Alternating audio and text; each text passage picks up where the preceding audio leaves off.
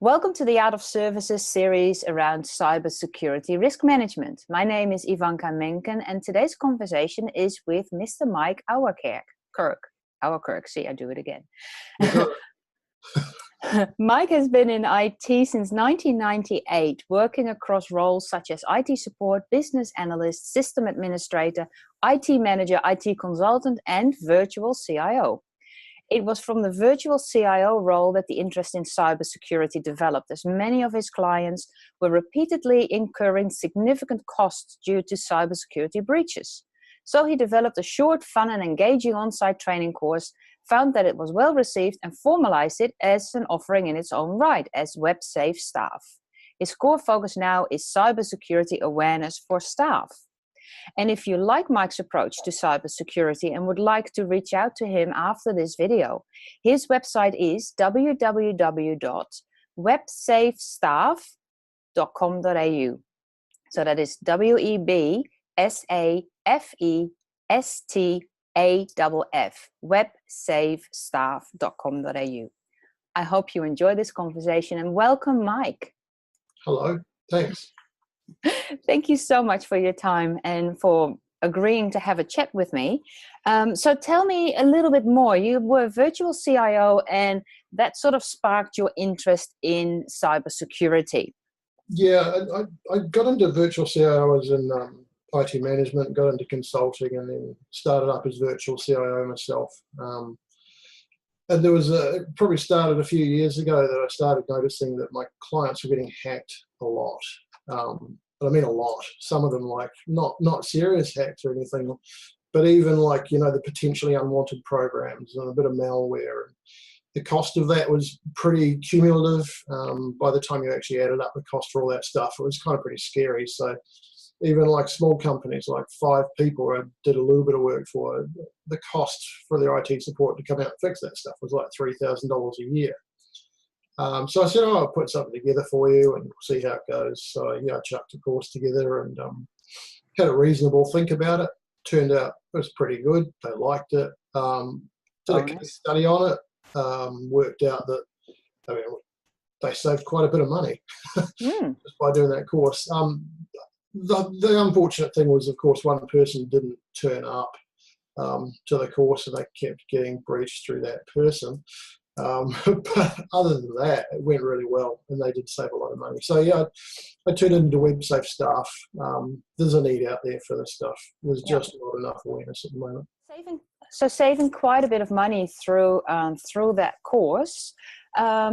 Is that where most organizations can save most money? Is really the awareness of people around, or the people awareness around cybersecurity? Yeah, the stats are pretty compelling around this stuff.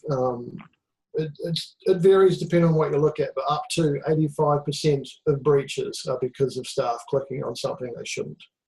That's a pretty massive stat.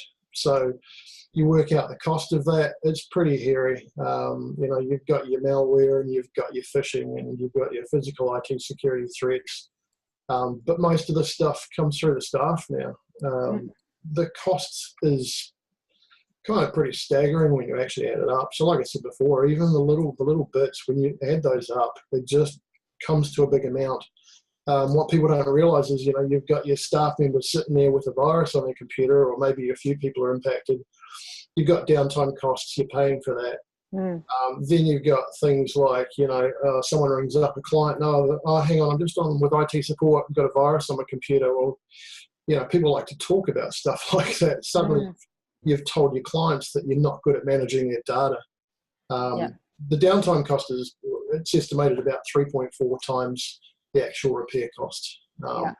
You've got a whole range of costs that basically, you know, total up to something not nice. And then where it gets really nasty is when you get a major breach. And then you say basically, look, now we've got to go to our DR and BCP, disaster recovery, business continuity planning. You know, do our backups actually work? You know, have we been testing that they've worked? Now we've got to do a restore. Does the restore process work? This is where companies get caught out. They have a major breach. They don't test that their backups work. They don't test their restores. They find they can't restore, and a company is nothing without its data. So they go bankrupt. that's a big deal to think that, yeah, someone can click on something and suddenly you've got no company a few months later. Yeah. So in your experience as virtual CIO, is this an occurrence that happens often, or when you are an organization that has a CIO role, does that organization have an IT department that is robust enough to deal with most of these types of attacks? It really varies depending on the organisation and how seriously they take this stuff. So some organisations, especially SMEs, small ones, they're going to just put on free antivirus and have their servers and just kind of pray. It's not, they say now it's not a matter of if it'll happen, but when and how bad. Mm. So, and this is where I'm slowly getting to with my website staff offering is it's almost a cultural shift for companies now. You can't just think of it in isolation. So I say, yep, cool, here's your cybersecurity awareness stuff for your staff, and that's really important. But obviously there's other parts that tie into that. They have to have the good tech. They have to have management on board with this stuff. They have to have risk management frameworks, and everything's got to be tied together. You've got to have champions of this stuff to make it a cultural shift in the organization. So it's, if a company's doing everything right, then they'll still get breached. It's going to happen, right? I mean, the hackers are always ahead of us.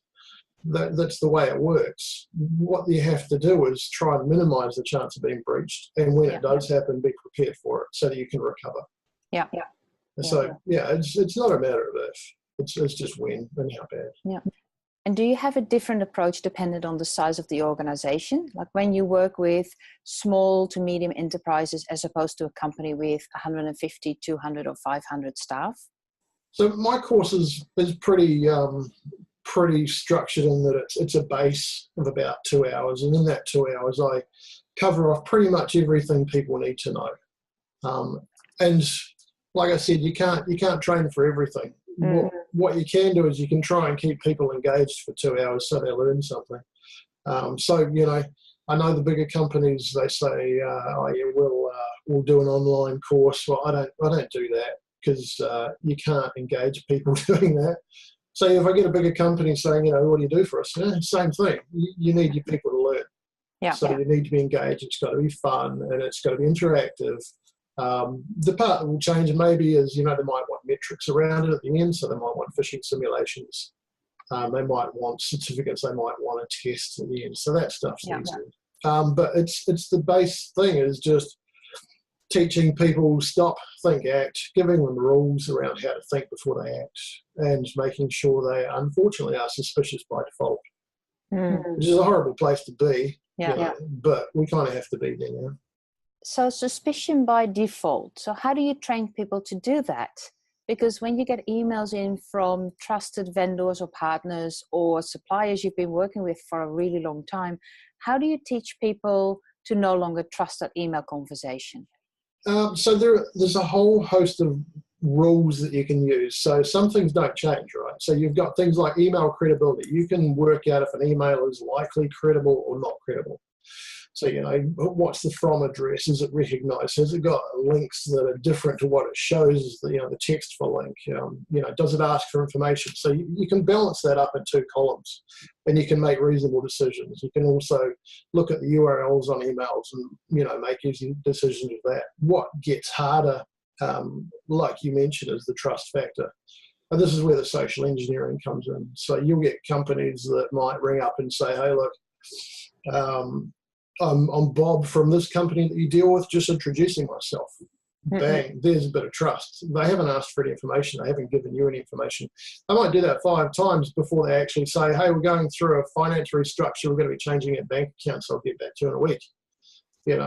By that time you've spoken to Bob, quite a few times, and you're having chats with him about his dog and stuff. And so, suddenly it's like, I trust Bob. He rings up, okay, cool, here are bank account changes. That sort of stuff you handle procedurally.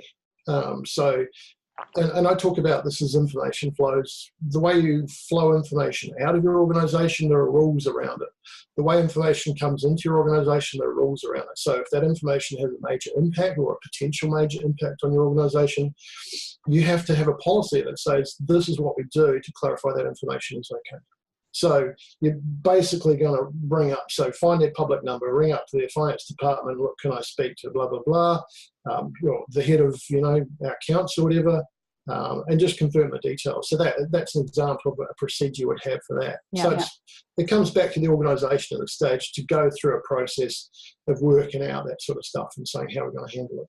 So when you walk people through your course, what is the biggest aha moment for your students? What is the biggest item of piece of content or knowledge that you give them where they go, I never even thought of that? I wouldn't say there's actually just one, because there's a whole lot of them, unfortunately, and it's really quite scary. I mean, most people are kind of reasonably aware now that there are scam emails, but they still get tricked. So, one of the good ones is like how to read a URL.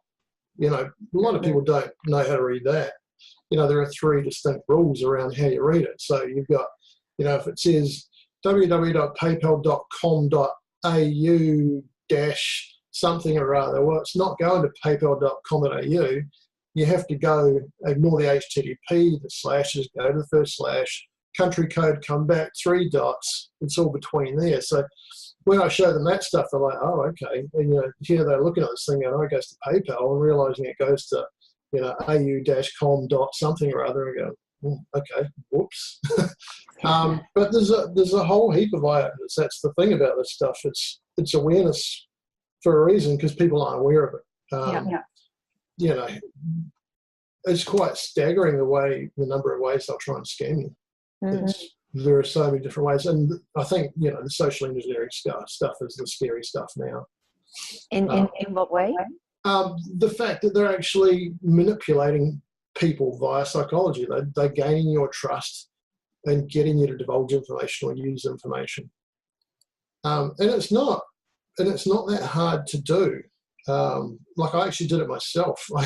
So I've got an article on one of my blogs. I actually worked out how to steal a car. Can I tell the story here? I'll give you a real brief rundown. It was getting my tyres changed on my car. And basically a guy drives the car out and he was going to hand the keys to me because I looked confident. And it looked like I knew I was supposed to be there. So it could have been anyone's car is the point. So this is what you get with the physical breaches and social engineering stuff. There's a extreme level of confidence there, and like you are supposed to be there, and they trick people with that. So these things are hard because human psychology, people are quite trusting, especially once you've had a few chats with someone. Oh yeah, cool, I know you, and so it's hard to get around, and it's hard to teach people not to do that. Yeah, so it's really about manipulation of people, isn't it? Because inherently people want to help, they want to assist, they want to provide information. So they tap into that. So in your courses, do you also focus on the younger generation, like teenagers or people that have just started out in the workforce? So it's relevant for anyone who's at that company, and it also relates to their home use as well, because there's a lot of crossover with this stuff. I'm talking about phishing stuff. Well, that comes in through websites or through emails, and people are exposed to that. And you go to dodgy websites, you're going to get phished more. It is geared for the corporate market. The younger you go, the more the course needs to change. Something I considered, but I don't know. The issue is the younger you go, the more it becomes about parents, and then the more it becomes about technology, about how to manage the kids. So it hasn't been something I've thought about too much. It's kind of a bit of a scary thing. I know with my kids, it's like there's a bit of work with that, and it's all specific to the infrastructure that I've got and how I want to handle things. So yeah, it's about the corporates for me. So in your view, is there a strong link between the technology and cybersecurity risk management, or is there a strong connection between the knowledge that you use and cybersecurity risk management? Or are they completely separate, as in you need to do A, B, C, D for cybersecurity risk management, irrespective of the type of technology or infrastructure that you use? So cybersecurity risk management, essentially, it ties into it quite heavily. I guess if I thought about cybersecurity risk management, you break it into a few different things. You break it into the risk identification, the risk assessment, and the mitigation response. So that's a big deal. You know, that's awareness. So I think there's a pretty hefty time with that. Beyond that, you know, when you think about how you're going to handle risk management stuff, you've got to have someone to formalize your documentation, build a response plan. You know, that's obviously cybersecurity as well. You've got to have people that own the process. So this is like a cultural thing. I talked about that. You've got to have someone who's coordinating things, who's actually driving this, monitoring current risks. So this is the cultural side. And then the champions, you've got to have people that are basically selling this to the top of the organisation, so board and execs, and making sure that they're pushing it down. So yeah, it all ties in. It was all a wonderful, harmonious, beautiful thing. And how do you see cybersecurity changing at the moment? I mean, during your courses, you meet a lot of people, and you speak about creating awareness around cybersecurity and cybercrime. But how is cybersecurity changing at the moment? How is cybercrime changing at the moment? What is the future? What does it look like? I think the biggest thing is that cybersecurity used to be about hacking through your tech. So you have your hackers there. Well, they could be 12-year-old script kiddies, or they could be professionals trying to make a lot of money, or someone that's bought some ransomware. But it used to come through the tech. They used to hack your hardware, your firewalls, and that was a great way of doing it.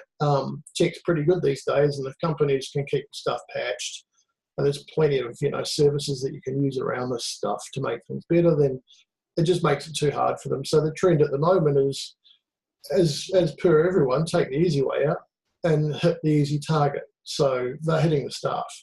So that's why we're seeing phishing emails. It's a massive part of it. 85%, I think I mentioned it, maybe I didn't, 85% of breaches come through staff, or up to. That's a big deal. So yeah, honestly, that's the trend. It's your staff are being hit really bad. You've got to do something about it. They are, well, I think there's also a trend that the staff are getting the blame, which is a bit unfair. It kind of starts off like, rather have your biggest weakness and blah, blah, blah, and naughty Bob for clicking on this and that. But I think companies also need to realise that they're an incredible asset. So you can go from a weakness, sure, you can't deny that. It's not their fault that they're not trained. You don't just give someone a car and say, go and drive a car without a licence and training. But you take them from that, you give them training, you turn them into your biggest cybersecurity asset. That's a big deal. Yep. I'm very aware of the time that we have, as we only have half an hour. So to wrap it up, what is your number one thing that business professionals or IT professionals or business owners should teach their staff in relation to cybersecurity? Look, honestly, if you ask me for the number one thing, I'm biased, obviously. I'm going to say it's security awareness, right? And you need a good course, and you need to structure it into all these wonderful areas, and you've got to engage them. And if you want to do online stuff, well, that's hard because it's not engaging. And just, don't treat this as a compliance thing. It's not ticking a box. This is a big deal. But I would think the number one thing beyond that is a cultural shift. So you need to have awareness around this stuff. Your IT people, they need to be kicking the goals on this stuff as well. And they also need awareness because they don't know all of this stuff. The board, the execs, they need to be part of the party with this thing and be driving it.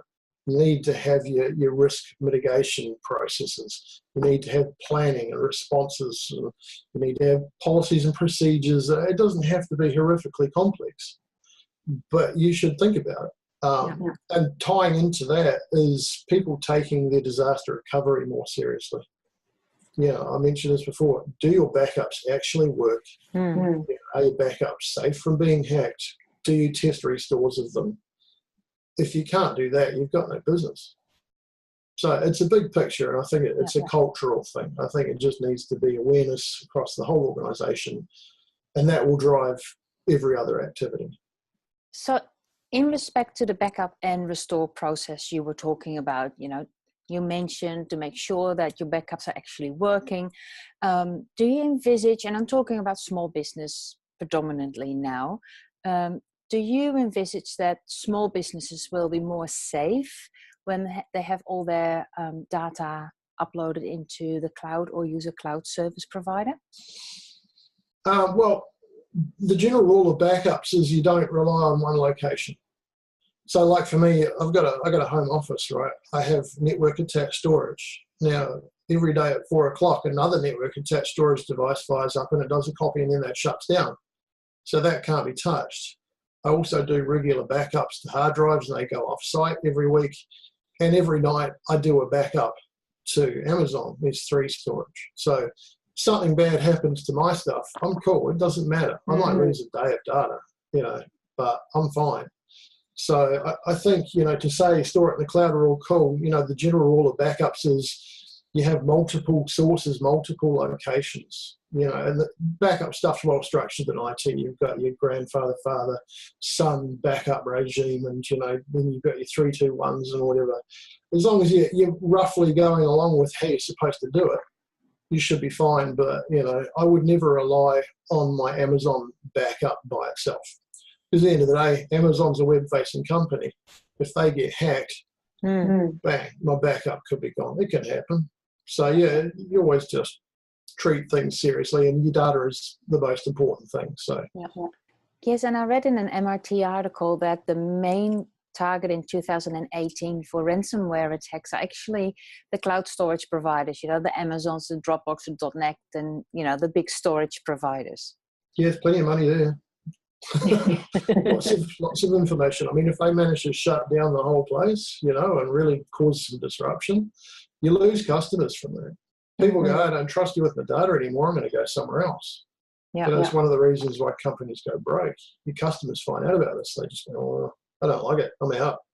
So let's wrap it up there. So thank you very much for your time, Mike. And I really appreciate you taking the time out of your day to have a chat with me about cybersecurity and specifically how important it is to make your staff aware of the risks of cybersecurity and cybercrime. So if people that are watching this or listening to this are interested in knowing more, wanting to know more about you or your business, they can go to, and I'll read it up, websafestaff.com.au. So www.websafestaff.com.au. Is there any other way they can reach out to you and get in touch with you? Is there any other way they can chat to me? Yep. Well, all the details are on my website, but the phone number comes direct to me. I'm pretty approachable, like to have a chat. And coffees, Coffee is always a good idea. So let's wrap it up there. So thank you very much, Mike. Thank you again for taking out the time. And that concludes this discussion about the awareness need for cybersecurity for your staff. My name is Ivanka Menken from The Art of Service, and I look forward to talk to you or see you very soon. Bye.